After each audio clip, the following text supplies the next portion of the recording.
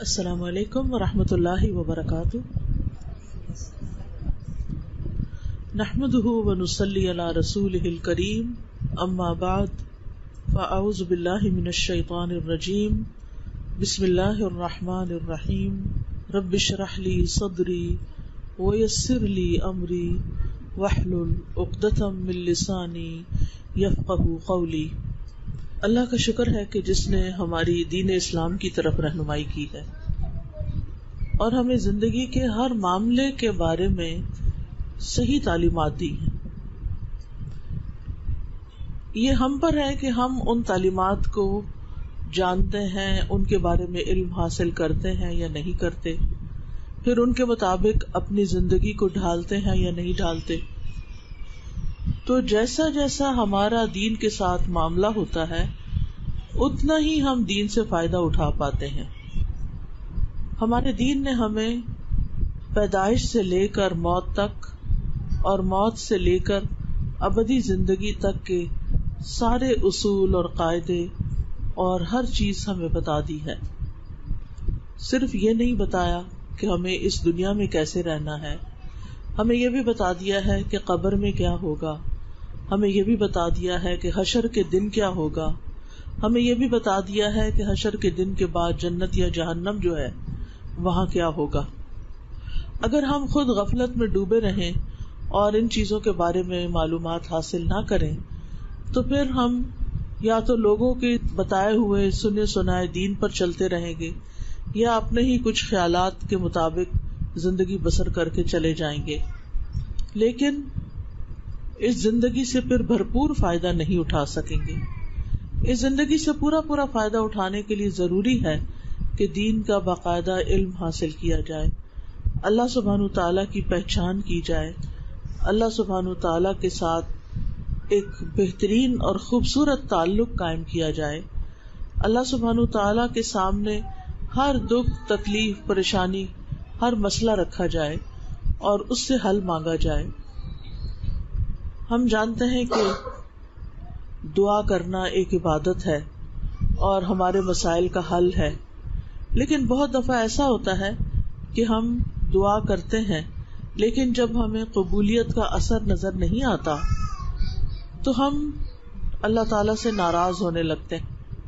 حالانکہ ہونا یہ چاہیے کہ دعا قبول ہو جائے، وہ چیز مل جائے جس کی ہم طلب رکھتے ہیں، یا نہ ملے ہم اللہ سبحانہ تعالیٰ کے سامنے اپنا سر جھکا دیں، اپنا معاملہ اللہ تعالیٰ کے حوالے کر دیں اور دعا کے قبول نہ ہونے کی کوئی تعویل کر لیں، کوئی اپنے دل میں وجہ سوچ لیں.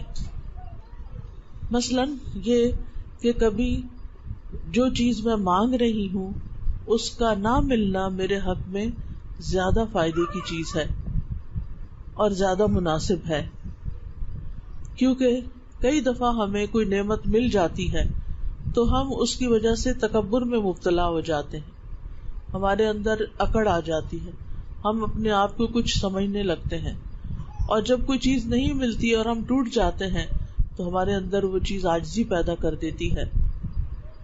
کبھی ایسا بھی ہوتا ہے کہ دعاؤں کی قبولیت میں یا کسی کام میں جو رکاوٹ ہوتی ہے وہ ہمارے اپنے گناہوں کی وجہ سے ہوتی ہے، لیکن اس کو ہم کنسیڈر نہیں کرتے، اس کی طرف ہم توجہ نہیں کرتے، کیونکہ ہم سمجھتے ہیں کہ ہم تو گناہ کرتے ہی نہیں، ہم نے کیا گناہ کیا ہے، ہم نے کون سا گناہ کیا. یہ عام جملے ہیں ہمارے، حالانکہ انسان خطا کا پتلا ہے. ہم میں سے کوئی بھی ایسا نہیں جو یہ دعویٰ کر سکتا ہو کہ وہ 100% اللہ سبحانہ تعالیٰ کی اطاعت اور فرما برداری کر رہا ہے.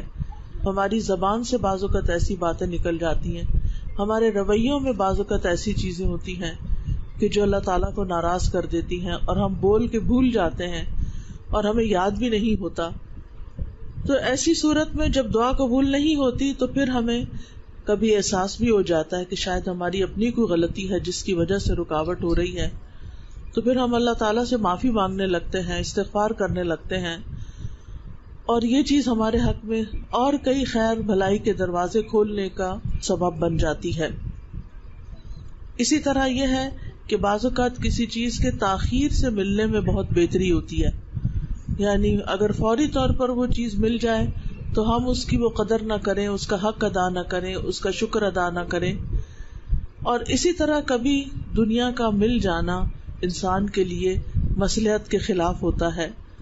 اور اگر کوئی بھی دل میں پازیٹیو تھنکنگ نہ رہے، کوئی بھی مثبت خیال نہ آئے، تو بھی اللہ سبحانہ وتعالیٰ کے بارے میں ہمارے دل میں کسی قسم کا اعتراض نہیں آنا چاہیے. یعنی ہمیں اللہ سبحانہ وتعالیٰ کے فیصلوں پر کوئی آبجیکشن نہیں ہونی چاہیے، بلکہ انسان یہ سوچے کہ میں نے تو جو دعا کی وہ بندگی کا ایک تقاضا تھا، بندہ ہونے کی حیثیت سے میرے اوپر لازم تھا کہ میں اللہ تعالیٰ سے کچھ مانگتا، کیونکہ دعا جو ہے وہ ایک عبادت بھی ہے. اگر اللہ سبحانہ تعالیٰ فضل فرما دیتا ہے، یعنی قبول کر لیتا ہے، تو پھر یہ اللہ کا فضل ہے. اور اگر وہ نہیں کرتا تو وہ مالک ہے، جو چاہے کر سکتا ہے. یعنی اللہ سبحانہ تعالیٰ کا اپنا فیصلہ ہے، اور اس کا فیصلہ ہم سب کے فیصلوں سے بہترین ہوتا ہے. عام طور پر دیکھا گیا ہے کہ ہماری زیادہ تر دعائیں جو ہیں وہ دنیا سے متعلق ہوتی ہیں، دنیا کے ساز و سامان سے متعلق اور دنیا کی زیادتی سے متعلق. ہم ہر چیز چاہتے ہیں کہ دنیا میں کوئی بھی جو عیش و عشرت کی چیز ہے وہ ہمیں مل جائے، لیکن اگر دیکھا جائے کہ وہ سب کچھ نہیں بھی ملتا جو ہم چاہتے ہیں، تو اس میں بھی ہمارے لیے خیر ہی خیر ہے. کیونکہ جب انسان کو زیادہ دنیا مل جاتی ہے تو وہ اللہ تعالیٰ کو اور زیادہ بھول جاتا ہے، اور بعض اوقات وہ اللہ سبحانہ تعالیٰ کی ناراضگی کے کاموں میں ان کو استعمال کرنے لگتا ہے. تو اس لیے سمجھدار انسان کو چاہیے کہ وہ ہمیشہ اپنا تعلق اللہ تعالیٰ سے مضبوط رکھے، اللہ تعالیٰ کے حقوق ادا کرنے کی فکر کرتا رہے، اور اللہ تعالیٰ کے مدبر ہونے، اللہ تعالیٰ کی تدبیر اور اس کے انتظام پر راضی رہے. بظاہر اگرچہ اس میں ہمارے لیے ہارڈ شپ ہی کیوں نہ ہو، اور جب انسان اللہ تعالیٰ کی طرف متوجہ ہو تو اس میں انسان اپنی غلطیوں پر نظر رکھے، اللہ تعالیٰ کی رحمت پر نظر رکھے، اس کے فضل و کرم پر نظر رکھے. اور پھر یہ ہے کہ اگر انسان مناسب سمجھے تو دعا کبھی چھوڑے نہ. یعنی جس چیز میں وہ اپنے لیے خیر سمجھتا ہے وہ مانگتا رہے. کیونکہ اکثر ایسا ہوتا ہے کہ جب ہم مانگتے رہتے ہیں تو ہمارے درجات بلند ہوتے رہتے ہیں، کیونکہ دعا ایک عبادت ہے، اور جب ہم اس عبادت میں ہوتے ہیں تو ہم ایک نیکی کا کام کر رہے ہوتے ہیں. تو عام طور پر ہم بعض اوقات نیکی کے کام چھوڑ دیتے ہیں یا ان کی طرف توجہ نہیں دیتے، تو اس سے کیا نقصان ہوتا ہے کہ انسان نیکیوں میں پیچھے رہ جاتا ہے.